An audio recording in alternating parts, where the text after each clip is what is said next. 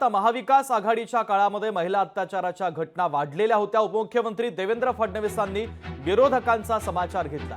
महाविकास आघाडीच्या काळात महिला असुरक्षित होत्या असं देवेंद्र फडणवीसांनी म्हटलं। महायुतीच्या काळात महिला अत्याचार कमी झाले असं देवेंद्र फडणवीस यांनी म्हटले। हे जे बोलतायत त्यांना हे देखील समजलं पाहिजे की या ठिकाणी 2022 साली 21 साली त्या ठिकाणी 4180 घटना झाल्या होत्या।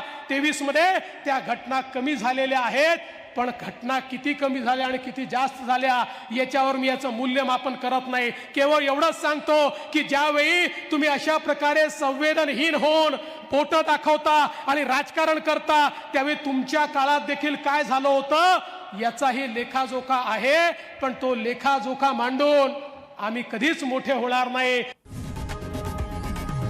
लोकशाही मराठी ऐका, पहा, जागरूक रहा।